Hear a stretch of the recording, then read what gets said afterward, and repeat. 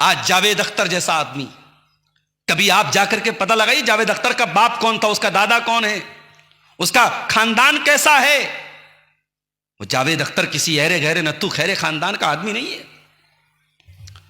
अल्लामा फजल हक खैराबादी, मुस्तर खैराबादी और कौन कौन उलमा के खानदान से जावेद अख्तर साहब का ताल्लुक है। दादा आलिम, परदादा आलिम, नाना आलिम और ऐसे आलिम जिन्होंने किताबें लिखी हैं। अगर आप दीनी तालीम से नहीं जुड़ेंगे मेरे प्यारे साथियों, दादा आलिम हो, परदादा आलिम हो, नाना आलिम हो, लेकिन अगर आप दीनी तालीम से नहीं जुड़ेंगे तो इस बात का खतरा है कि आपका भी वही हाल हो सकता है जो जावेद अख्तर का हाल हुआ है। तो मानने को तैयार ही नहीं कि कोई गॉड है, कोई अल्लाह है, कोई रब है। वो तो ये मानता है साहब दुनिया ऑटोमेटिक बन गई, अपने आप बन गई। और साहब ऐसे लोगों को दुनिया कहती है बड़े ज्ञानी हैं, ये बड़े इंटेलेक्चुअल हैं, बड़े तार्किक हैं, बड़े लॉजिक से बात करते हैं।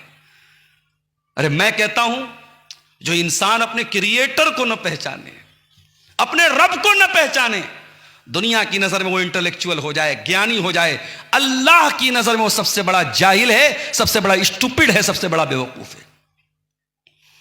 अल्लाह की नजर में ज्ञानी कौन है, अल्लाह की नजर में जीनियस कौन है, अल्लाह की नजर में बुद्धिमान कौन है, अल्लाह की नजर में अक्लमंद कौन है? आइए कुरान से पूछते हैं, इन्न फी खल्क़िस समावाति वल अर्दी वख्तिलाफिल लैली वन नहारी लआयातिल लिउलिल अलबाब। आसमानों की पैदाइश में, जमीन की पैदाइश में और रात और दिन के आने जाने में अक्लमंदों के लिए, बुद्धिमान लोगों के लिए निशानियां हैं। अय अल्लाह कौन है बुद्धिमान, कौन है अक्लमंद, कौन है जीनियस? फरमाया अल्लज़ीना यज़्कुरूनल्लाह क़ियामन व क़ुऊदन व अला जुनूबिहिम। अक्लमंद वो है जो खड़े होकर के नमाज पढ़ सकते तो खड़े होके पढ़ते, खड़े होके नहीं पढ़ सकते तो बैठ के पढ़ते, बैठ के नहीं पढ़ सकते तो लेट कर पढ़ते हैं। हम तो नमाज तक पढ़ने को तैयार नहीं है मेरे साथियों। और हम दुनिया की नजर में बड़े ज्ञानी हैं साहब, बड़े अक्लमंद हैं, बड़े हम इंटेलेक्चुअल हैं। कुरान कहता है अक्लमंद वो लोग हैं अल्लज़ीना यज़्कुरूनल्लाह क़ियामन व क़ुऊदन व अला जुनूबिहिम, जो खड़े होकर के अल्लाह को याद करते हैं, जो बैठ करके अल्लाह को याद करते हैं, जो लेट करके अल्लाह को याद करते हैं। आजकल हमारे नौजवानों को नींद नहीं आती है। किसी को रात को 2 बजे देखो ऑनलाइन है, 3 बजे सो करके उठो फिर देखो ऑनलाइन है, फोन करके पूछो भाई तू ऑनलाइन क्यों है, क्या बात है? अरे क्या बताऊं मौलवी साहब, नींद नहीं लग रही है, लगा हुआ है स्नैपचैट पे, लगा हुआ है इंस्टाग्राम पे, हमें खूब खबर है आप कहां लगे हुए हैं। मेरे नौजवानों, जिसके दिल में अल्लाह का डर होता है उसकी नींद कहां लगती है? आओ जरा कुरान से पूछते हैं। जुमा का दिन था, आपने फजर की नमाज अगर मस्जिद में पढ़ी होगी, इमाम साहब ने सूरह सजदा पढ़ाई होगी तो सूरह सजदा की आयत भी आपके कानों से टकराई होगी। ततजाफा जुनूबुहुम अनिल मज़ाज यदऊन रब्बहुम खौफन व तमा व मिम्मा रज़क़नाहुम युनफ़िक़ून। मेरे नेक बंदे वो हैं, मेरे मुत्तकी बंदे वो हैं, उनकी पीठ उनके बिस्तर से अलग होती है, उनको रातों में नींद नहीं आती। जब दुनिया रात में आराम से कंबल में, रजाई में सो रही होती है, मेरे नेक बंदे रजाई से निकल कर, कंबल से निकल कर अल्लाह के सामने आंसू बहाते हैं, अल्लाह के सामने रोते हैं, अल्लाह को पुकारते हैं। व मिम्मा रज़क़नाहुम युनफ़िक़ून, और हमने जो रोजी दी है उसमें से वो खर्च करते हैं। तो अक्लमंद वो लोग हैं जो अल्लाह को याद करते हैं, खड़े होकर के, बैठ करके, लेट करके।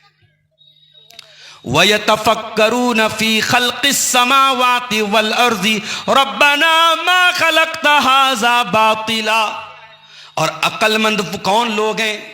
फरमाया वो लोग हैं जो आसमानों और जमीन में गौर करते हैं। जमीन और आसमान पे जो गौर करते हैं वो अक्लमंद है। इसका मतलब कि साइंस पढ़ने के बाद इंसान अल्लाह की और करीब आ जाएगा अगर ढंग से वो साइंस पढ़ेगा। जो जमीन और आसमान पर गौर करेगा, जिसको पता चलेगा इतने बड़े यूनिवर्स में एक छोटा सा गोला है जिसको जमीन कहते हैं।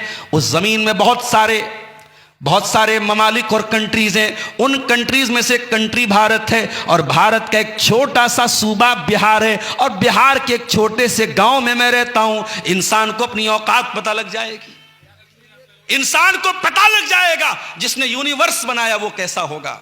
हम तो इस यूनिवर्स के एक छोटे से गोले के, एक छोटे से मुल्क के छोटे से गांव में रहने वाले हैं। तो जो जमीन और आसमान पर गौर करेगा वो कहां पहुंचेगा? वो जावेद अख्तर नहीं बनेगा, वो मुल्हिद नहीं बनेगा, वो एथिस्ट नहीं बनेगा, वो क्या बनेगा?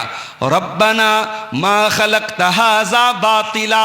ऐ अल्लाह, हम दुनिया में कोई छोटा सा काम भी करते हैं तो बेकार नहीं करते। ये माइक यहाँ लगाए तो जरूर इसका कोई काम है, ये टेबल यहाँ लगाए तो जरूर इसका कोई काम है, ये यूट्यूबर्स ने कैमरे लगाए तो जरूर इनका कोई काम है। ऐ अल्लाह, जब इंसान बेमकसद कोई काम नहीं करता, तू तो क्रिएटर है, तू तो सारी कायनात का निर्माण करने वाला है। रब्बना मा खलक़्त हाज़ा बातिला।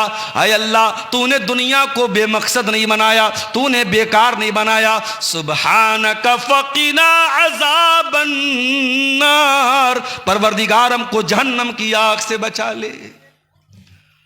तो जो अल्लाह की नजर में अक्लमंद कौन है?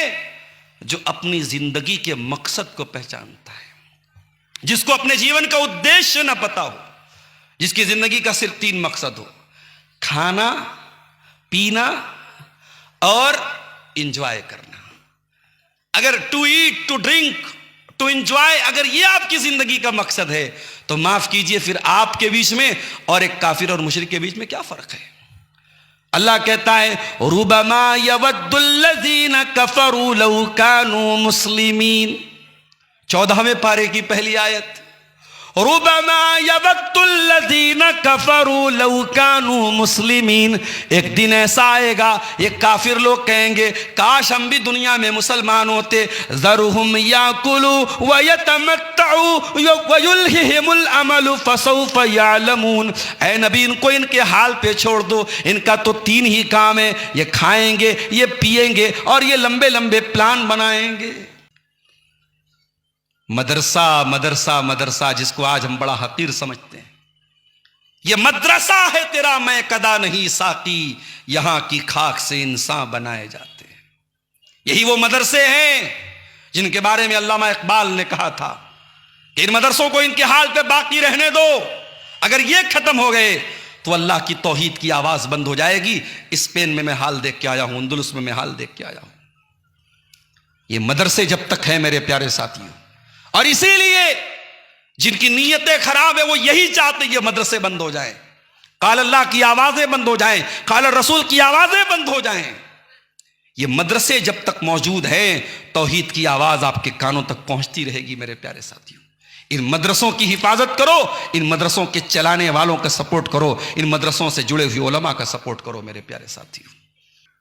और मेरा जुमला नोट कर लो, अपने बच्चों को दीन सिखाओ मेरे साथियों। आने वाला दौर बहुत नाजुक है, कुफ्र और इर्तिदाद की ऐसी लहरें चलेंगी, आपको अपने बच्चों को बचाना मुश्किल हो जाएगा। ये सोशल मीडिया में जो पीले पड़े हैं आपके बच्चे, 20 साल बाद आने वाली जो नस्ल होगी वो सोशल मीडिया की पैदावार होगी। वो रात दिन यूट्यूब देखने वाली, इंस्टाग्राम चलाने वाली वो नस्ल होगी। वो नस्ल अल्लाह को मानेगी कि नहीं मानेगी? वो कयामत को मानेगी कि नहीं मानेगी? हर बात पर क्वेश्चन करने वाली नस्ल क्वेश्चन करेगी, अल्लाह कौन है? हमने तो अल्लाह को नहीं देखा। अगर कोई अल्लाह है तो दिखाई क्यों नहीं देता? फरिश्ते हैं तो दिखाई क्यों नहीं देते? वो नहीं मानेगा कयामत के दिन को, वो नहीं मानेगा अल्लाह को, वो नहीं मानेगा तकदीर को। वो दौर आएगा, और जब वो दौर आएगा तो हमें क्या करना है? नबी ने फरमाया, ला यज़ालुन्नासु यतसाअलून। एक जमाना आएगा लोग बहुत ज्यादा सवाल करेंगे, बहुत ज्यादा सवाल करेंगे, अच्छा सवाल करेंगे, खराब सवाल भी करेंगे। यहां तक कि यह भी सवाल किया जाएगा, खलक़ल्लाहु कुल्ल शै, हर चीज को अल्लाह ने पैदा किया। फमन खलक़ल्लाह, तो अल्लाह को किसने पैदा किया? Who created Allah? Allah created everything, then who created Allah? Allah ने हर चीज को पैदा किया, तो अल्लाह को किसने पैदा किया? ये क्वेश्चन दिमाग में आएगा। जब ये क्वेश्चन दिमाग में आए तो प्यारे रसूल ने क्या कहा? फलयतअव्वज़ बिल्लाह, अल्लाह से, अल्लाह की पनाह तलब करो शैतान मरदूद से। ये सवाल तुम्हारे दिमाग में डालने वाला शैतान मरदूद है, तुम फौरन औज़ु बिल्लाहि मिनश शैतानिर रजीम पढ़ो और ये ख्याल अपने दिमाग से निकाल दो।